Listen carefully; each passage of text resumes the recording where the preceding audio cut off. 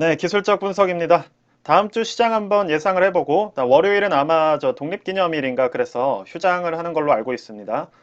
네, 그래서 다음 주에 이제 어떤 것에 좀 주목을 해야 되는지 먼저 살펴보고, 최근에 좀 지친 투자자들이 많아진 것 같아요. 그리고 뉴스 같은 데서도 뭐 주식 투자로 인해 뭐 집에 불화가 많다, 아니면 뭐 우울증이 늘고 있다, 뭐 이런 기사들이 나오고 있는데, 어떻게 보면 이런 것들이 이제 투자에 관심을 가져야 한다는 지표가 될 수 있습니다. 그래서 그런 얘기 한번 나눠볼게요.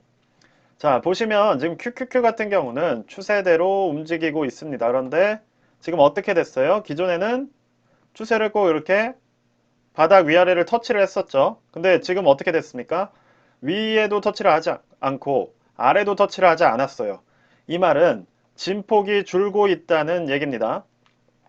그러니까 지금 누군가는 지쳐 떠나고 있는데 사실상 하락의 파동 자체는 줄어들고 있다는 얘기예요. 이런 식으로요. 자, 상승의 파동도 비슷합니다. 상승의 파동은 이렇게 점점 강해지는 게 특징이에요.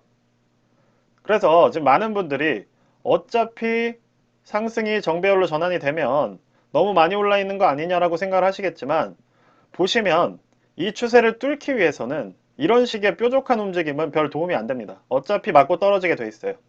왜냐? 여기 있는 게 다 여러분의 매물대거든요. 본전이 오게 되면 누구든 팔고 싶다는 생각을 하게 됩니다.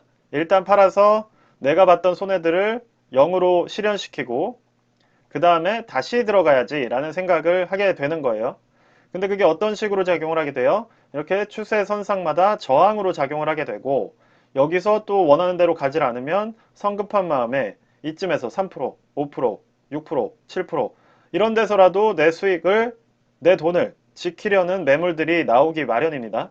근데 지금 어떻게 되고 있어요? 그 매물의 진폭이 줄어들고 있다는 거죠. 그럼 이 진폭이 어디로 향하겠어요? 이런 식으로 향할 수가 있다는 겁니다. 그래서 추세가 정배열이 되면 여기에 가 있는 거 아니냐, 뭐 이런 얘기 하시는 분들이 많은데, 이러한 V자 반등, V자 반등은 V자 하락이 나오게 만드는 요인일 뿐입니다. 이런 식으로 추세를 뚫게 되면 이쯤에서는 오히려 이 과정에서 매물이 어느 정도 소화가 되기 때문에 이런 식으로 완만한 추세에서 들어가더라도 충분히 이득을 보실 수가 있다는 거예요. 그리고 이런 걸 뚫는다고 해도 이런 식의 반등이 나오는 게 아니라, 강한 반등이라면 이 정도, 뭐 약한 반등이라면 이런 식의 파동을 그리면서 올라갈 확률이 높다는 겁니다.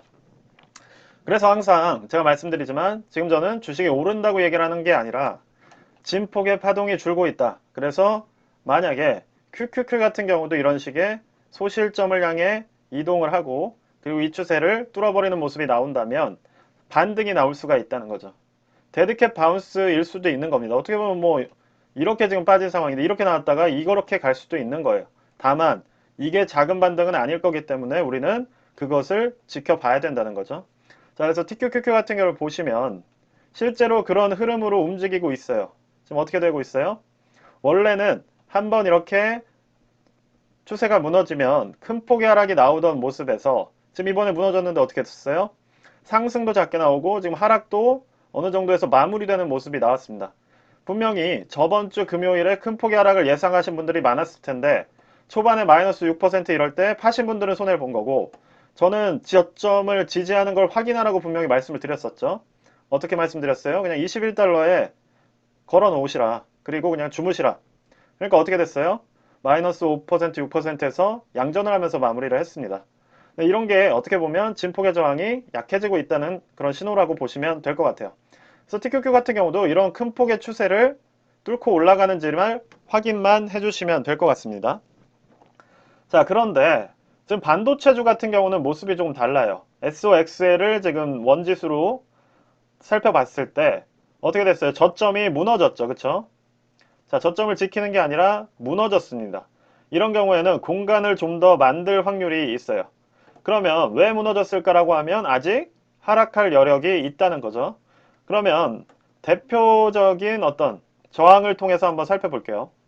자, 200주선 저항을 통해서 보면 한 이 정도의 공간이 아직 남아있고, 이거에 대해서 반등을 만드는 모습이 나오질 않았습니다. 그래서 뭐 가격대로 한번 말씀을 드린다면 한 5, 6%, 한 5, 6%의 추가적인 하락이 SOXX 같은 경우는 나올 수가 있다는 거예요.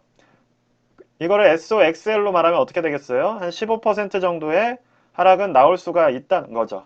자, 대신 여기서 이렇게 뚫고 갔다면 좋았겠지만 지금 이렇게 공간을 만들어 버렸죠. 그쵸? 공간을 만들었다는 얘기는 다시 도전하려면 시간이 걸린다는 거예요. 그래서 뭐 이런 식으로 뚫는 것도 좋겠지만 사실은 그런 식의 돌파는 저항도 강하기 때문에 저는 오히려 좋지 않다고 보고, 그럼 여기서 이렇게 하락이 나왔고 저점을 깬 상황이라면 SOXL 같은 경우는 좀 더 지켜보시고 마이너스 15% 정도를 하한 지지선으로 잡으시고, 만약에 비중을 늘리거나 줍줍을 하실 거라면 한 마이너스 10% 구간쯤에서 지금 기준으로 추가적으로 만약에 하락이 나온다면 관심을 가지시면 좋을 것 같습니다. 자, 그리고 제가 이제 말씀을 드렸던 FNGU 같은 경우는 지금 추세선에 다시 도전하는 모습이 나오고 있어요. 저는 그냥 명확하게 말씀드렸죠. 6.7 라인을 그냥 돌파당하면 손절을 치시고 아니면 그냥 홀딩을 해보시라. 그래서 이 추세를 돌파하는지를 지켜보시라고 말씀을 드렸는데, 자, 지금 보시면 어때요? 다시 안착을 해서 도전하려는 모습이 나오고 있습니다. 저는 이게 오히려 좋다고 생각해요. 이런 식의 급한 돌파보다는 이렇게 완만하게 스무스하게 이 오른쪽에 위치하게 되면 추세를 뚫고 어느 정도의 상승을 기대해 볼 수가 있다고 말씀을 드렸어요. 자, 그래서 다음 주가 중요한 어떤 한 주가 될 것 같아요. 그래서 다음 주에 여러분들이 투자하시는 종목 아니면 나스닥 지수 같은 것들이 이러한 기본적인 추세, 이러한 큰 폭의 추세선을 돌파하는지를 꼭 보시고, 자, FNG 같은 경우는 지금 돌파를 했다가 하방으로 바닥에서 지금 딱 추세에 안착을 한 상태죠. 그럼 이게 다음 주에 어떻게 움직이는지 그거를 지금 보는 게 우리의 핵심적인 다음 주 대응 방법이라는 겁니다. 그래서 여기서 이렇게 또 공간을 만들 것인지 아니면 여기에 이런 식으로 안착을 해서 반등의 시작이 될 것인지 그것을 다음 주쯤에 평가를 해주시면 될 것 같아요. 저는 지금 그때그때 다르게 얘기하는 게 아니라 제가 한 2주 전쯤이나 10일 전쯤 찍은 영상들을 보시면 변곡점은 7월 첫째 주랑 둘째 주가 될 거라고 그때부터 말씀을 드렸어요. 그리고 실제 그 흐름대로 도전하는 모습, 그리고 이제 다음 주나 다다음 주에 결정이 나는 모습이 나올 겁니다. 그래서 어떻게 보면 변곡점에서 결정이 날 수 있는 상황에 지금 주식을 떠나시는 분들이 많을 수도 있어요. 왜냐면 이제 지겹다는 생각을 하실 때가 됐습니다. 왜냐?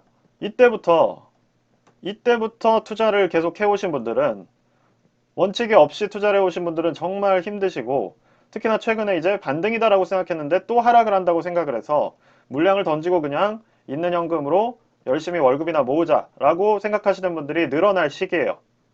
근데 좀 잔인한 말로 말씀을 드리자면 주식에서 돈을 벌려면 그럴 때 관심을 가져야 합니다. 그래서 지금 이제부터 미국 주식에 조금 관심을 가지시고 제가 말씀드린 대로 다음 주 변곡점이 어떻게 움직이는지를 좀 보시고, 그리고 그거에 맞춰서 이제 비중을 늘리시든 아니면 한 번 더 다음 기회를 노리시든 그렇게 포지셔닝을 하실 때가 됐습니다.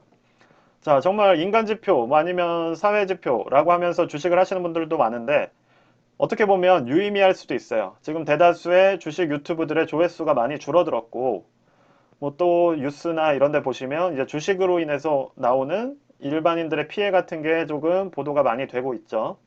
근데 오히려 이럴 때가 관심을 가지실 때다 라는 말씀. 그러려면 어떻게 해야겠어요? 마음이 단단해야겠죠. 멘탈이 강해야 됩니다.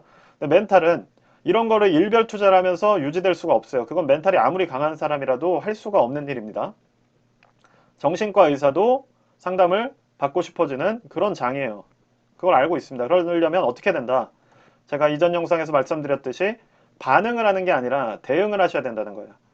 그거는 단순히 돈을 벌기 위해서가 아니라 우리가 건강하게 투자하기 위해서 필수적인 행동입니다. 그래서 저는 그거를 계속 전달드리기 위해서 이렇게 영상을 찍고 있고, 그런 것들을 좀 마음에 계속 그러니까 기억을 하시면서 그렇게 투자하실 수 있도록 노력을 해주셨으면 좋겠습니다.